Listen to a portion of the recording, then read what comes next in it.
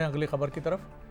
महाराष्ट्र में मुख्यमंत्री माझी लाड़की बहन योजना अब सरकार के अपने ही नेताओं के लिए चिंता की वजह बन गई है। एनसीपी गुट के मंत्री दत्तात्रेय भरणे के बाद छगन भुजबल भी ये मान रहे हैं कि इस योजना से सरकार के बजट पर असर आया है। सरकार ने इस योजना में महिलाओं को हर महीने सीधे खाते में रुपए देने की स्कीम शुरू की थी।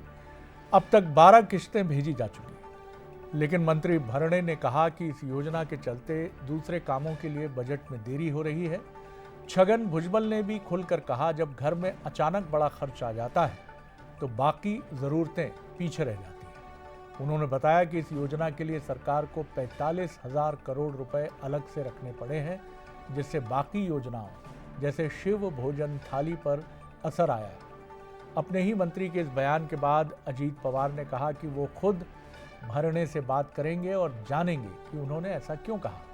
कुछ घंटों बाद दत्तात्रेय फिर मीडिया से रूबरू हुए और अपने बयान को लेकर सफाई देने लगे और कहा कि योजना के लिए फंड की कमी नहीं। आपको बता दें कि दिल्ली में भी ऐसी खबरें आई थी शुरुआत में कि इसके फंड्स को लेकर सरकार के माथे पर कहीं ना कहीं सोच विचार की लकीरें हैं। मध्य प्रदेश में भी senior cabinet minister Kailash Vijayvargiya ji ने ये बात कही थी कि ये टैक्स पेयर्स को सोचना चाहिए कि ऐसी योजनाएं कहां और कब तक और कैसे आगे बढ़ती रहेंगी।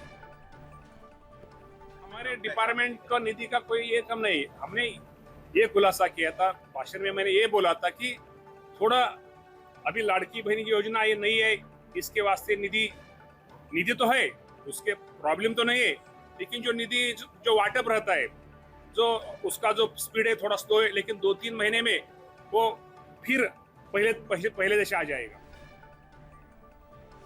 कर्नाटक में कुर्सी का सियासी खेल परवान चढ़ रहा है और एक बार फिर हॉर्स ट्रेडिंग यानी विधायकों की खरीद फरोख्त का मुद्दा गर्मा गया है।